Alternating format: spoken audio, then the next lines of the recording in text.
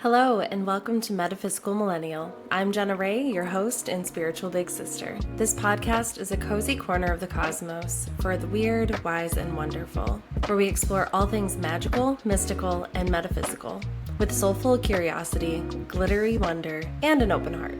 My mission is to hold space for your spiritual journey and guide you back to your truth, to help you feel seen, supported, and connected as you reclaim your power and remember who you really are. So take a deep breath, settle in, and let the magic find you. Hello, and welcome back to Metaphysical Millennial. I'm your host, Jenna Rae, and we have Hunter here for our second official date night episode. With a much better setup. We're not so fuzzy this time around. We figured out the lighting a little bit. So hopefully you guys will enjoy this episode just as much as you enjoyed the first one. So I realized in my last episode, energy for beginners, that I really didn't deep dive into chakras at all. I briefly mentioned them and then talked about the blocks that I had had in particular chakras, but really didn't deep dive into the subject. And I thought that it would be really great to tap into Hunter's knowledge of this to explain a little bit more of what the chakras are, what they represent, and how we can integrate that into our daily lives as well. So, Hunter, if you'd like to take it away. All right, where to begin? I guess just what are chakras? Yeah. Probably a good starting place. Yeah. Okay, so chakras are these wheels of energy, these vortices or vortexes of energy that are a part of our, what you call the energy body or the subtle body. And the word chakra is a Sanskrit word. It's like the Buddhist Hindu language used in Buddhist and Hindu based texts, and it literally just means wheel or wheel of energy.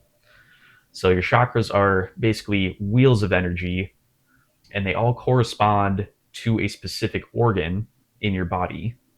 You have 7 of them traditionally. That's usually the most common Western way of looking at them.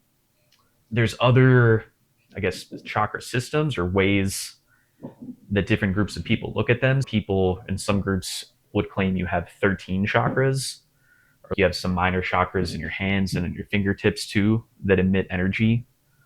Most people just stick with the 7 chakra system.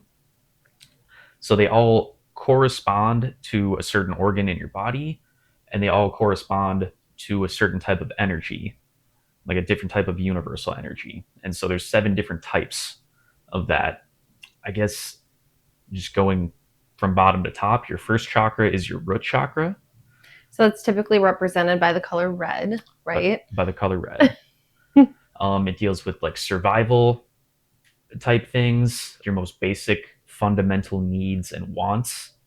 Like food, shelter, water, Yeah. sex, all of those kind of things. Exactly. Yeah, nutrition, survivability. Basically, it's kind of like the most primal chakra in that sense. And is it true that if you have a blockage, if your root chakra isn't spinning properly, that it's difficult to have balance in the rest of your chakra system? Yep. So you can have either really free flowing meridians or energy pathways throughout your chakras and throughout your etheric body or your energy subtle body, or you can have blockages. And the way that you go about improving the balance and the flow of your chakras is important, especially for the first few bottom ones, your root chakra, your sacral chakra, and your solar plexus. Because if you can't master and balance out those lower ones, those lower, more primal, instinctual, animalistic, kind of physical, dense physical based chakras, then you won't be able to ascend energetically to the higher ones. You won't be able to go into the heart chakra. You won't be able to go into the throat chakra, the third eye chakra, the crown chakra.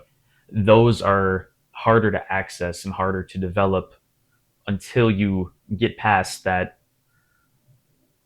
barrier. It's usually the solar plexus chakra is the threshold. Mm-hmm. That's when the chakras above that start becoming more spiritual and more non-physical in nature in terms of what they deal with.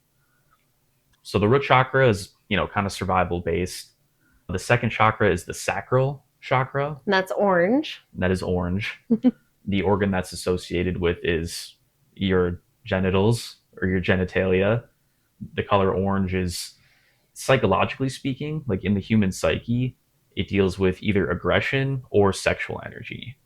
So Oh, see, I thought that was the root. I always get those two confused. no, so the sexual energy is involved in the root too. Mm-hmm. Like it's like a Okay. primal, instinctual, physical need. It Mm-hmm. does apply there. And the sacral chakra is almost exclusively focuses on that. Okay. Sexual energy and just creative energy in general. If you really, really put on the scuba gear and you deep dive into what the energies of the chakras do, and you apply that in terms of the whole universe, all of the creative energy of the universe is actually sexual energy. It's kind of weird to think about. You would just think of sex as like a business, Like an energy exchange. An energy exchange, yeah. But that's something we want to deep dive into after we get through the chakra system. Yeah, we'll come back to that. So we have the root chakra, your sacral chakra, and then your solar plexus chakra. So that's number 3. And that's yellow. That is the color associated with that is yellow. So if you haven't noticed, this is going in a rainbow system. Yes, it goes Roy G. Biv from the bottom to the top. If you put on your thinking cap or your remembering cap and you think back to like grade school when you would shine a light through a prism, I don't know if any of you ever did that in grade school, what would happen? What would come out of the prism? The rainbow. A rainbow. Roy G. Biv, red, so I'm orange. a prism. Right. I'm a prism. So if your energy body is a rainbow, if that's how all your chakras are, doesn't that mean that we're technically beings of light? Yeah. So that's kind of the, what do you call it? Beneath the surface, that's kind of the hidden implication of what the chakras mean. Like personally, I subscribe to that belief that we are beings of light. Everything is just light manifesting at different frequencies, and the chakras are a representation of that. Light and energy. Yeah. So we have the root chakra, the sacral chakra, and the solar plexus chakra. So that one's yellow. The organ associated with that is the stomach. The types of energy that deals with is willpower, like willpower, determination, imposing your will on reality. So manifesting things, yeah. Speaking things into existence and the energy that takes. Yeah, the determination, the willpower that takes. So yeah, that's the solar plexus chakra. And now going to the fourth chakra, this is where things get less physical and more spiritual in a sense. The fourth chakra is the heart chakra. And obviously the organ associated with that chakra is the heart. It's the heart. Surprise. The color associated with that is green. Which you wouldn't think, right? You think heart, you think red, but it's green. Right. Stereotypically, yeah, we all drew red hearts in kindergarten and grade school. Yeah, mentally, stereotypically, it's like an archetype in our brain. But no, the color for that is green. So basically, in just broad spirituality kind of thinking terms, green is the color of love. And it's important to note, just a little side note, all of these chakras, these wheels of energy in our energy bodies, they vibrate at very specific frequencies. So if you're like out of tune, you're in that chakra, it's not balanced. It could be too open or it could be too closed. It could be maybe overshooting the frequency it's supposed to be at, vibrating at a healthy rate at, or it could be undershooting it. It could be too big, too small, like too open, too closed. The heart chakra is 528 hertz. That's the frequency that it vibrates at. Love. That's the love frequency. That's the frequency of love. That is also apparently the frequency of the Schumann's resonance that comes out of the earth, the natural sound that the earth generates that actually has really strong, significant effects on our bodies physically and on our minds psychologically. That's why being in nature is so great for us. It is. It is It's very healing. very healing, very therapeutic, very, very powerful in that sense. Mm-hmm. So that is the heart chakra. The next chakra would be the throat chakra. So obviously, the organ with the throat chakra is your throat or your esophagus. And no need to overthink that. And it deals with self-expression, expressing your thoughts, expressing your voice, expressing your emotion, Speaking your truth. speaking your truth. Are you like hiding things? Are you covering up things? Are you not being honest? Do you Are feel you too afraid to speak up? Yes. Are you too Are afraid you to speak safe? up? I think that's something that I brought up in the last episode. Is I had blockages in my throat chakra for a very long time. I didn't feel comfortable speaking up about things that bothered me or about the things that I needed. And, eventually I learned how to, but it took a lot of work. It took a whole lot of work. So the color that represents the throat chakra. That color is blue. Yes. I think my throat chakra growing up was maybe a little too open or much stronger compared to the rest of my chakras because I had a blue carpet. I had blue bed sheets for almost my entire childhood. And the reason why I'm touching on that is because each chakra is associated with a color. Mm-hmm. If you wear a shirt with that specific color, like if you wear a shirt with a blue color to it, Mm-hmm. it will balance out and open up that chakra.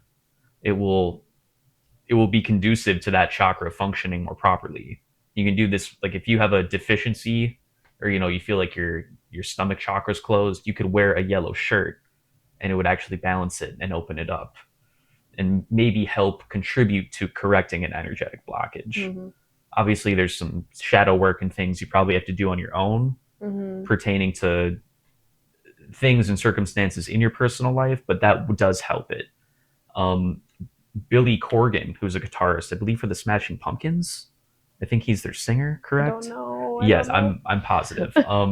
He did an interview once where he claimed that the color of your guitar changes the tone Really? of your music that you're playing. It changes the frequency that your music vibrates at, and that changes, like that could affect certain chakras differently of the person listening to that music. Wow, that's crazy. So if you want to go really, really deep and nerd out in like music theory, color theory, that is a very, very deep rabbit hole. And I personally subscribe to that belief as well, or that concept. So that's pretty much it about the throat chakra. I guess it does deal with creativity too. Okay. Musicians usually tend to have a more open throat chakra, especially singers, but also guitarists, pianists, poets. It also deals with creativity, not just self-expression. Right. But they kind of go hand in hand, especially if you're a musician, an artist, a painter, There was a really long time that I was living in survival mode and I couldn't get past those bottom 3 chakras to get to that creative mindset and feel like I could actually paint or create or do anything because I was so focused on survival that I wouldn't allow myself to get to that point of being able to open up a book or write a poem or make a painting. And it's really crazy to look back on because at the time I didn't realize that, but that's what it was. And I think that a lot of people can relate to that too when you're really stuck in that survival mindset of, do I know where I'm going to live next month? Or do I know how I'm going to get food? Or, do I have enough water or enough funds to be able to fund my basic needs? You can get really stuck in a rut. Absolutely. It's hard to ascend internally, mentally, energetically. It's hard to raise your frequency. It's hard to develop these other chakras in a healthy way if you're so focused on survival. Mm-hmm. Very, very difficult. So that's the throat chakra. Next chakra we have is the third eye chakra. Your pineal gland. Yes. So the organ associated with that is your pineal gland. It's this very, very tiny, literally like that big, like the hole in my hand. Like an almond? It's literally about the size of an almond. It's in the very exact geometric center of your brain. You'll see the third eye represented. There's a lot of different jewelry and things like that that will have the third eye on it. It's typically represented by the Eye of Ra. And if you did an x-ray of inside of the brain from this side, it looks like the word Ra. That's it crazy. Literally looks like capital R-A. Like the pineal gland, if you can see that, go in like a biology textbook, it literally looks like the word Ra. So when the Egyptians talk about worshiping Ra, it was the mind. It was the mind, although or the spirit mind, I guess, or the energetic mind. It's very interesting that they didn't have the advancements that we have today, and yet they knew this. Yeah, quote unquote, they supposedly didn't, and yet they knew this. They knew deep, intimate things about our physiology. I feel like they probably did at some point look inside the human brain, because they were mummifying people. They were very innovative in terms of the physical body and preservation and all of those kind of things. So maybe it's because they did look inside the brain. Right. I'm sure they did. I'm sure they were performing autopsies on people. Yeah, no doubt in my mind about that. It's very interesting, though. The Egyptian Book of the Dead is so focused on preserving specific organs. And does that have to do with all of the chakras? There's definitely a huge connection there. And there's a lot of evidence, I guess, alleging or asserting that the people that started Egypt actually were from the land of Lemuria and Atlantis, which is like a lost civilization. On older maps, it was officially called High Brazil, like HY space Brazil. And supposedly the people there had really advanced technologies involving understanding vibration, sound, and frequency. That was like the basis for their whole, like how they ran their society. They were very into using crystals to augment their technologies and abilities with this. Some scholars dispute the existence of that, or they try to downplay it or dismiss it as kind of a fluke, or maybe we're misinterpreting that this old pre-Egyptian Atlantean civilization was so advanced. But there's a lot of shows out there that go against that and argue against that. Ancient Aliens, it's kind of a meme nowadays, but it very interesting episodes on Atlantis and High Brazil and everything that I just discussed, if you're interested.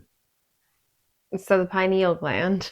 So the pineal gland. The pineal gland actually, it's a vertical eyeball in the very center of your brain. It's an eyeball, like when people, that's why people call it the third eye. It's not just like kind of a metaphor. It's literally an eyeball. Like a physical squishy eyeball. A physical, tiny, squishy eyeball pointing 90 degrees, pointing towards the sky. Supposedly, if you'll read a book, Jenna's wearing a Flower of Life shirt today. Much of what we're discussing here is in a book called The Ancient Secret of the Flower of Life. I actually have that. Hang on. Oh yeah, maybe you can get it. Oh yeah, there it is. The Ancient Secret of the Flower of Life. So for those of you that are listening and not watching, it's by Junvalo Melchizedek. Yes. And there is, Hunter actually gave this book to me a million years ago, and I've only gotten to page 54. But it's a lot to digest. There's a lot of really great information in here, like photos and just really cool stuff. I started reading a different book. I'm sorry. But this is definitely one that I go back to a lot. And Hunter brings up a lot. It was very impactful for him in terms of the knowledge and being able to organize the knowledge in a digestible way. A lot about the Egyptians and talks about art history, science, math. It goes over just all of human history in general, the dogmas of science, delves deeper into certain scientific topics. It's basically a blending of science and spirituality. This book is making the case you cannot separate the two. Fascinating read. We're getting really off. We are. Okay, track. We are. The pineal gland is a vertical eyeball. Supposedly, back in the times of like the Atlantean civilization, we used this on a daily basis. We were much more in tune with our energy bodies, with our subtle bodies, and we used this eyeball and we could see auras much more clearly and easily.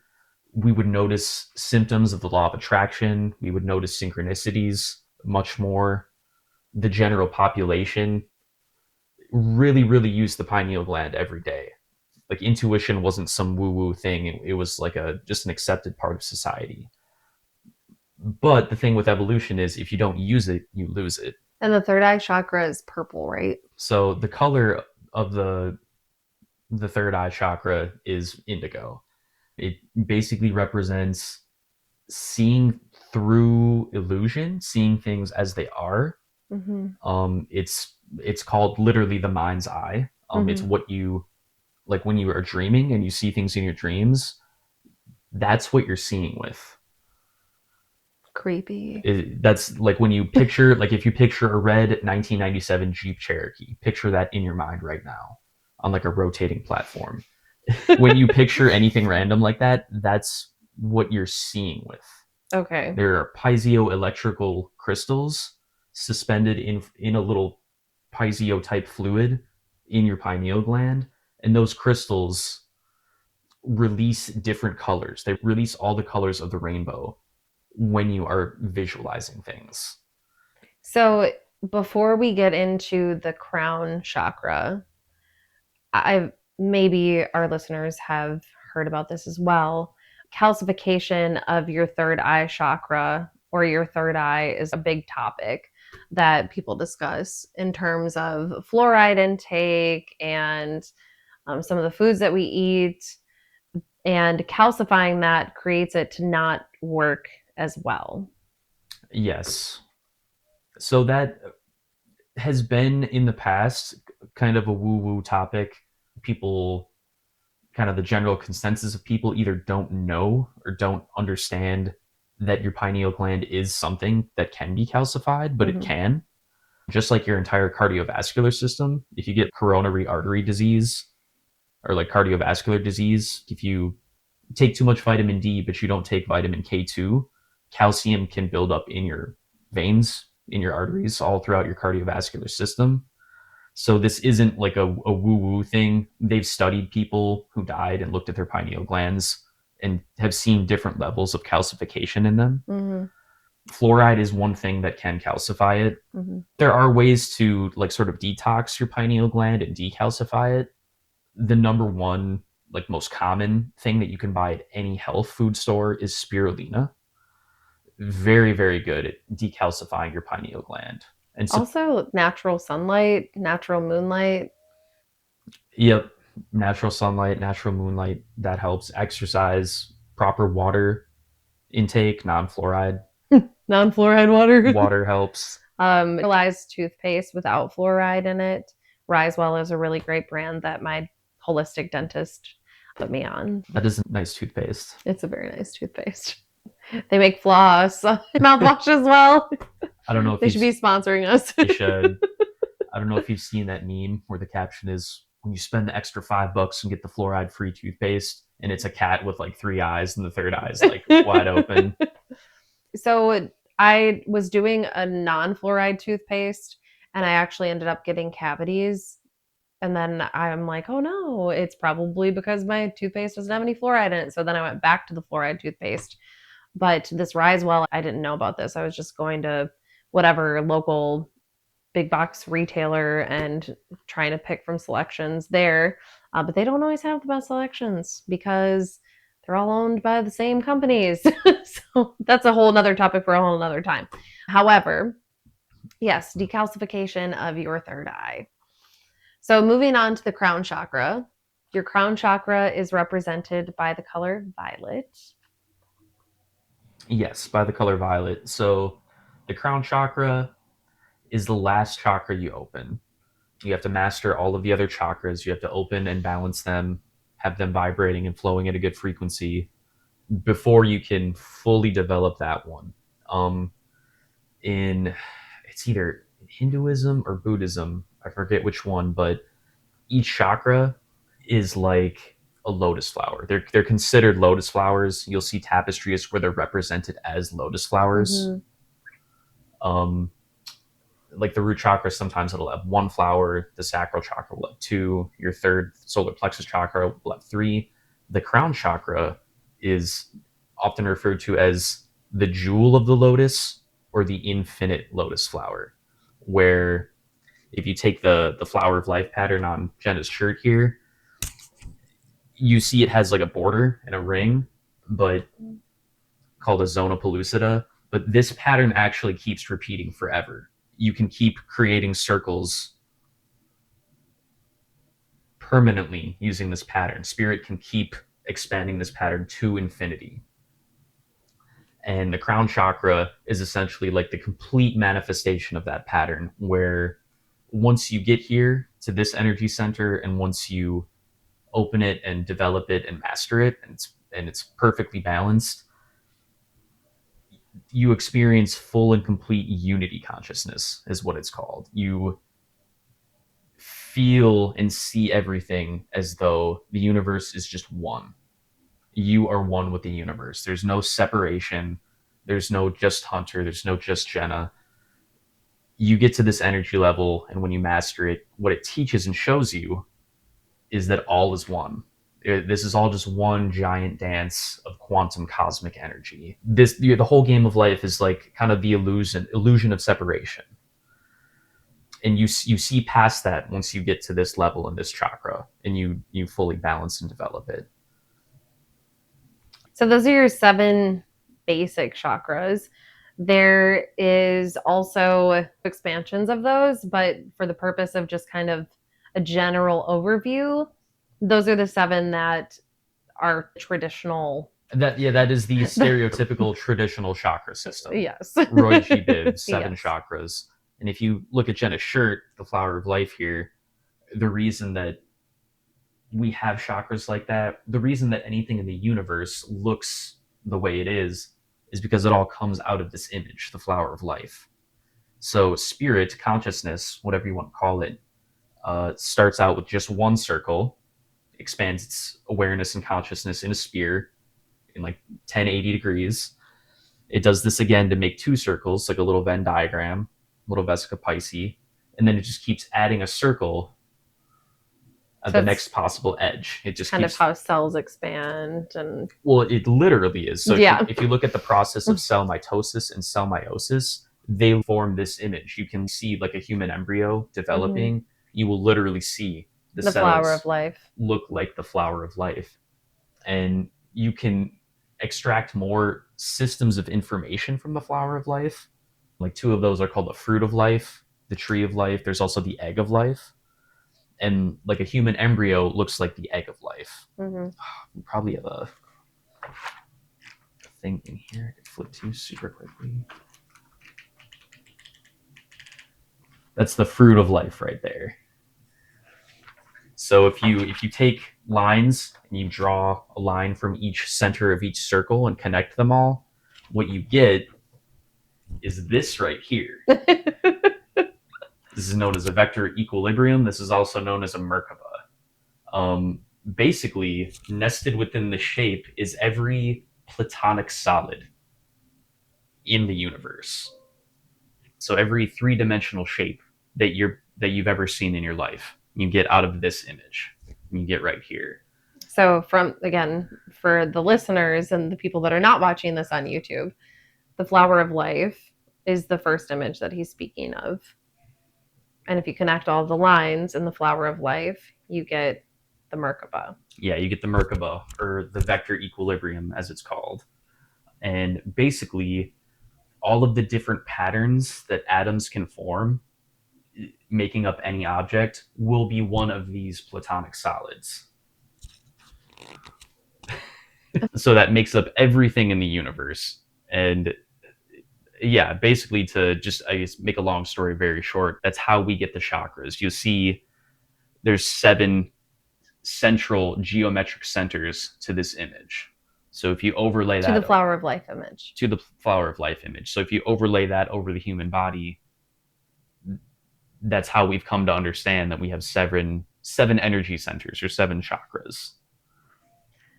So with all of these energy centers, it's very common to get imbalances. I mean, every single person gets imbalances in a variation, if not all of them at some point in their lives.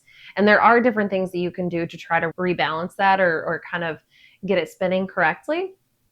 They're energy workers, they're Reiki masters.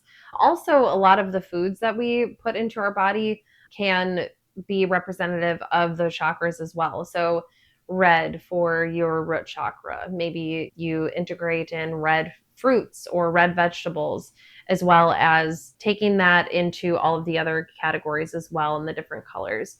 Like Hunter mentioned before, wearing a shirt or a piece of jewelry or something that is representative of that color as well, of that chakra that you're trying to work on, can also help aid in the rebalance of that.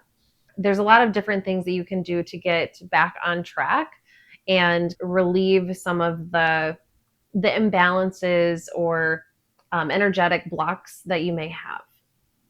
Absolutely. Yeah, it is important to note foods will be shaped often like whatever organ it helps out.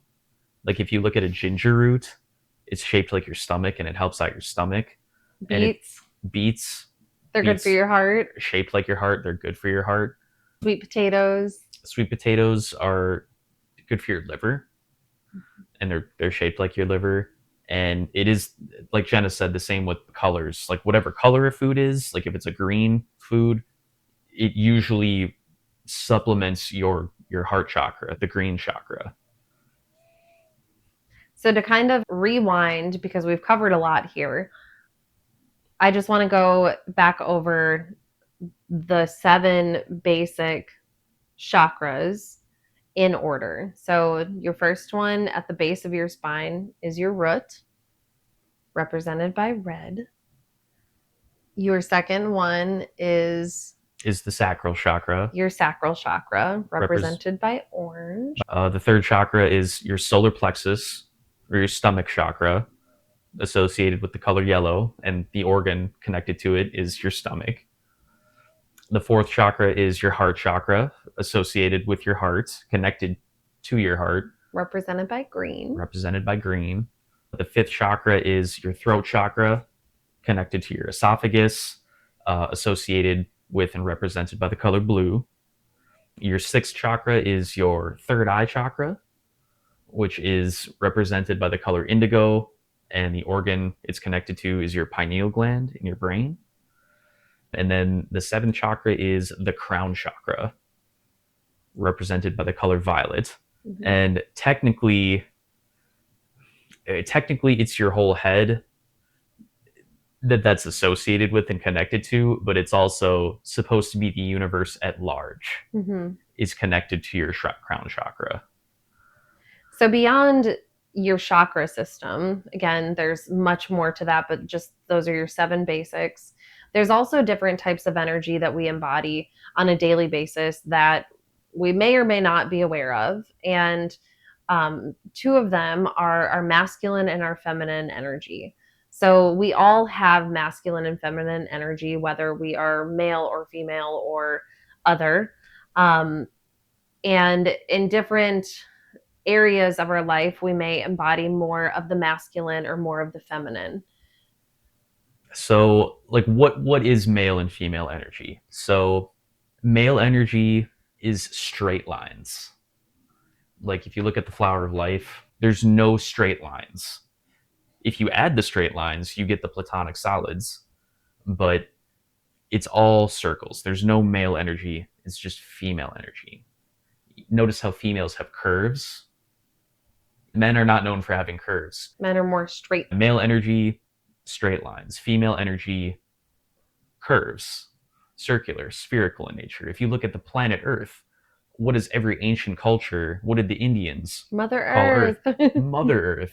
Why did they call it Mother Earth? Because it's literally female energy. It's a perfect sphere. A perfect sphere, you don't see any boundaries. You don't see any lines. And it vibrates at the frequency of love.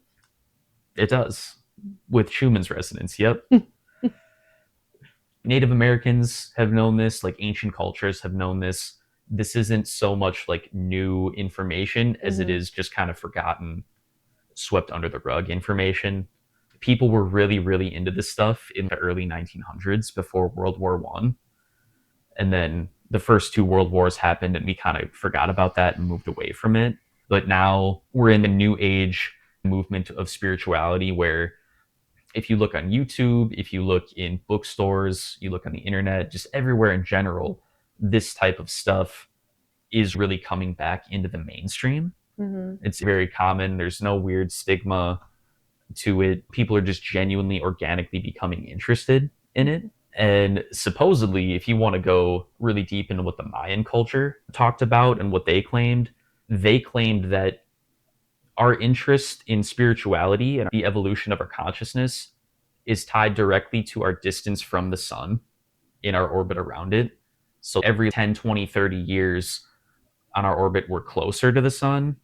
And then we'll go through another phase where we're further away from it and we kind of dim our lights spiritually. So it's very interesting to think about like distant cosmic celestial objects are actually having like a profound, significant impact on our bodies and our minds and us psychologically. Mm-hmm. Very interesting to think about.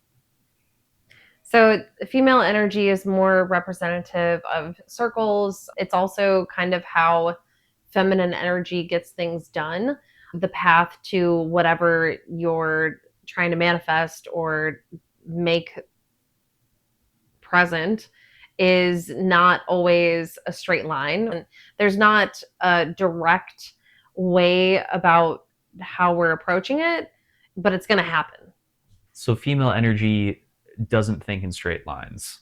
It thinks more wholesome, more collectively. It sees the collective of any situation or any concept or perception.